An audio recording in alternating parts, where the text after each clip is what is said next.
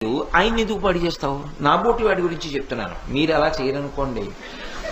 ఆయన్ని ఎందుకు పాడు చేయడం అంటే ఓ రూపాయి ఖర్చు అక్కర్లేదు కదా, మాట్లాడుకుంటే చాలు. కానీ ఈశ్వరుడు మాట ఎంత గొప్పగా ఇచ్చాడు.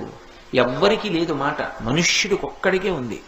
ఆ మాట చేత ఎంత కష్టంలో ఉన్నవాణ్ణి ఓదార్చవచ్చు.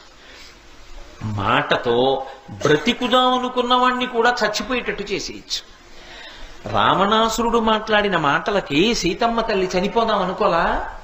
అదే సీతమ్మ తల్లి హనుమ మాట్లాడితే బ్రతుకుదాం అనుకోలా? ఒకడి మాటకి బ్రతుకుదాం అనుకుంది, ఒకడి మాటకి చచ్చిపోదాం అనుకుంది. మాట అంత శక్తివంతమా కాదా? అంత శక్తివంతమైనటువంటి మాటకి ఆధారం పెదవులు. ఈ పెదవులు కదులుతూ ఉండడం గొప్ప కాదు, జీవితంలో ప్రయత్నపూర్వకంగా పెదవులు కదలకుండా ఉంచగలగడం గొప్ప. అందుకే